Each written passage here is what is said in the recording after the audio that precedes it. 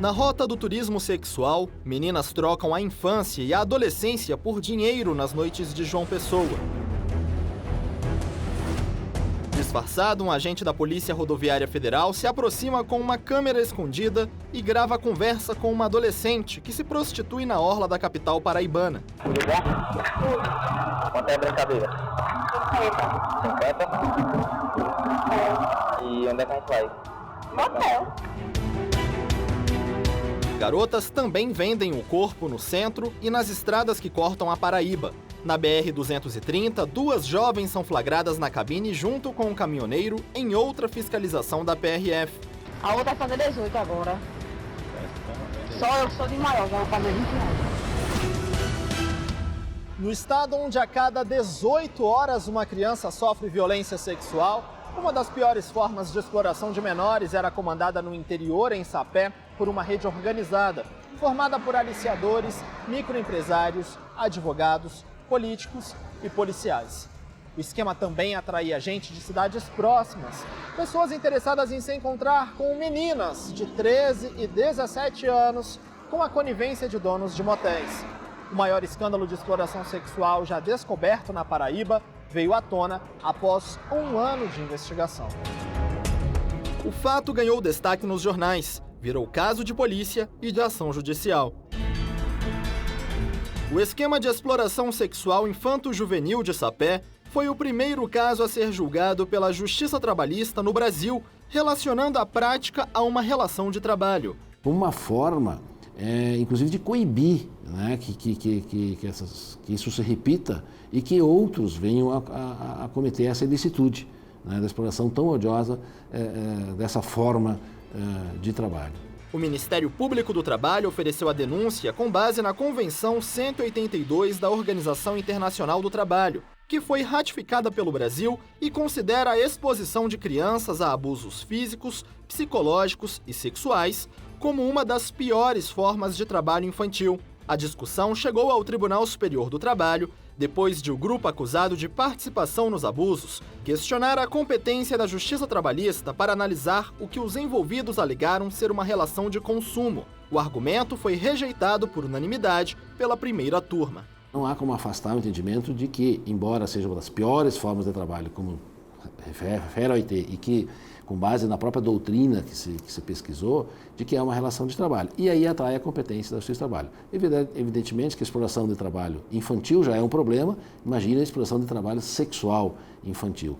Devidamente ressaltado na decisão, que é repugnante essa situação, mas que não foge da competência da Justiça do Trabalho. É uma relação de trabalho.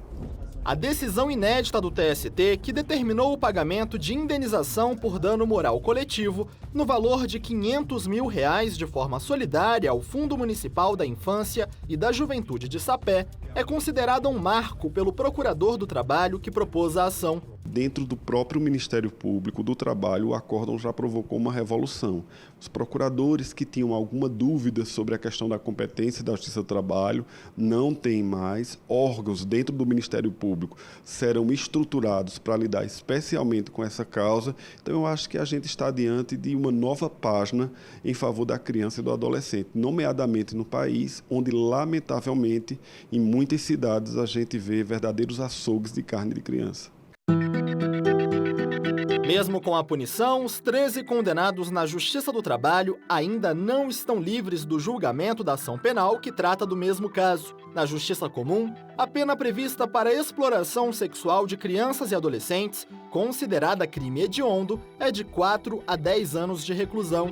O crime hediondo ele é um crime qualificado de uma forma um pouco mais grave, estabelecendo regras mais rigorosas para o cumprimento da pena. Por exemplo, crime hediondo, a progressão ela se dá com 2/5 do cumprimento da pena se o réu condenado for primário, não for reincidente, ou 3/5 da pena se ele vier a ser reincidente. Crime que não é alçado à categoria de hediondo, por exemplo, ele permite a progressão do regime com apenas 1/6 do cumprimento da pena. Os dados da Ouvidoria Nacional da Secretaria Especial de Direitos Humanos também mostram que, apesar dos avanços nas ações de combate à exploração sexual de menores, ainda há um longo caminho a ser percorrido para garantir a proteção das crianças e adolescentes. Em 2015, 17 mil denúncias foram recebidas pelo Disque 100. Só nos primeiros 4 meses de 2016, foram quase 5 mil. O número é menor que o registrado no mesmo período de 2015, quando chegaram ao canal de denúncias 6.203 ligações sobre casos de exploração e abuso sexual de crianças e adolescentes. Para a oficial do Programa de Proteção à Criança do Fundo das Nações Unidas para a Infância, Fabiana Gorenstein, a queda na quantidade de registros, no entanto, deve ser interpretada como um fator preocupante. A gente não tem a impressão de que a violência diminuiu. A gente tem a impressão de que os casos não estão chegando nos canais de denúncia correto.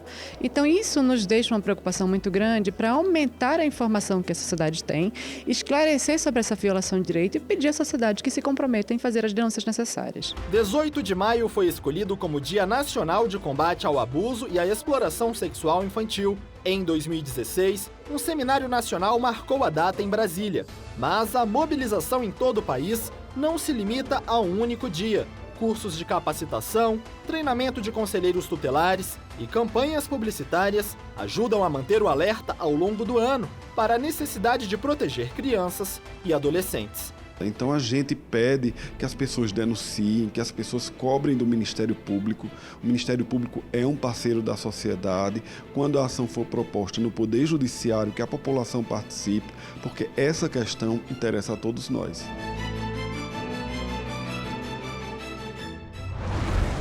Vamos agora fazer um giro pelo Brasil para acompanhar algumas decisões da Justiça do Trabalho. Uma viúva